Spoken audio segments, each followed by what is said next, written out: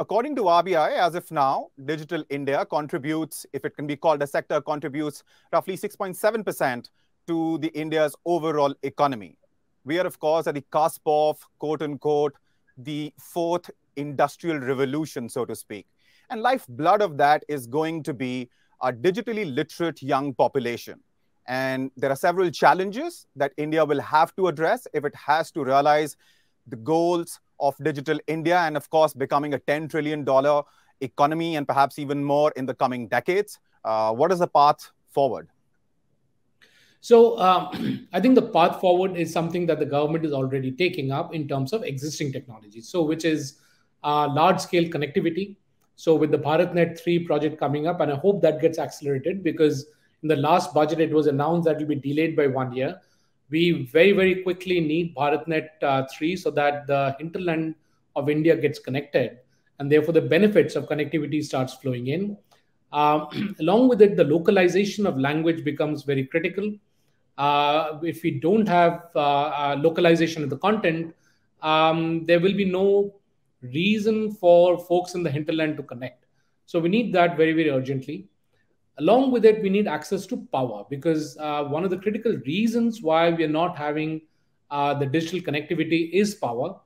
Even when there is a connectivity through 4G, there isn't power available to charge your phones. And therefore, people need to go to the town to be really able to use their phones and not do it in the rural areas. So therefore, access to power becomes critical in pushing the digital economy.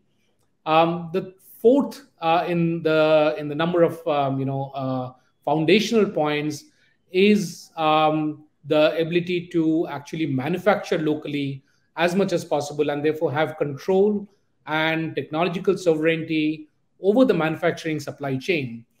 We cannot be a nation which becomes a digital power by importing laptops and phones and every other router and GPROM and so on and so forth. So all of these have to be manufactured locally at a much, much faster pace, which also means that we need to ensure that they are protected from predatory pricing from entities which are based outside of the country.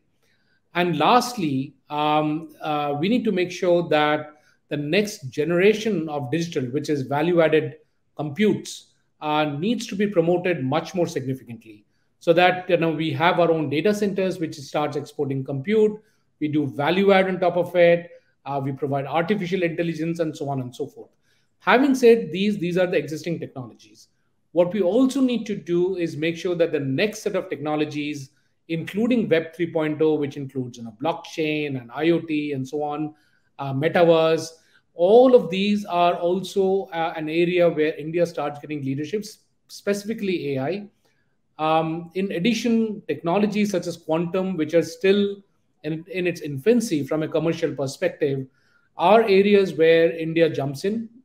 Fortunately, 2 budgets ago, India did commit to 8,000 crores for quantum computing, which is one of the largest commitments by any government globally. We need to make sure that that commitment gets converted into commercially available technologies where India gains leadership.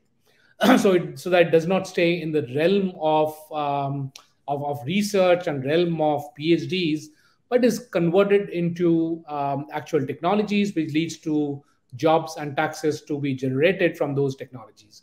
So it's a combination of existing technologies which needs to be promoted, for which the government is doing a fantastic job.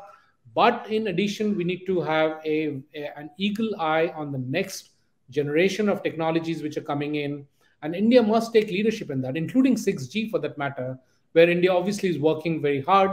But we need to make sure that we don't take our eyeball off on these next set of technologies that are coming in.